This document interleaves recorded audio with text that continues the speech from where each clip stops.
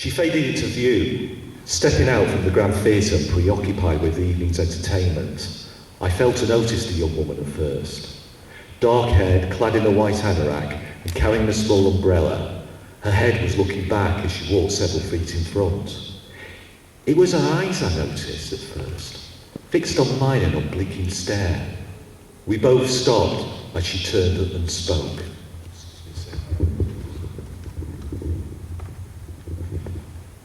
Sorry to bother you. I've only lived in this town a couple of months and I've no friends. My baby's teething and I'm trying to find somewhere open that sells something I can give her. But I've no money either. I could see where this was going and treated the story with suspicion, asking the woman where her baby was. Left her with a neighbour. Need to get back soon. Can you spare me anything? I found the story inconsistent, but also felt something odd about her presence. Shaking my head, I claimed to have spent the last of my change in the theatre. Oh, sorry to take up your time.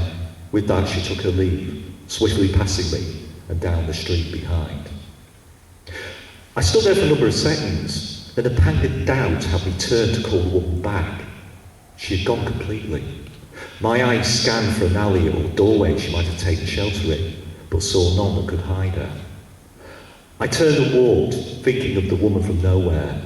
She was there, talking and interacting, and yet there was an emptiness, a feeling that I was in the presence of no one. A couple of days later, her face presented itself again. Strolling past the theatre, there was a missing person poster bearing her image. It said she'd been missing for over a month. My first reaction was to report my encounter to the police, but another instinct guided me to the library and its archive in the local paper. Searching through back copies, I found her.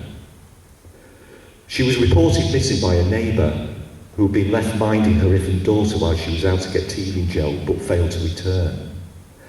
She was last seen outside the theatre asking passers-by for money. The police reported that one eyewitness thought he saw walking off with an unidentified man. The investigating officer suspected she was being held somewhere and expressed hope that she'd be found alive and well.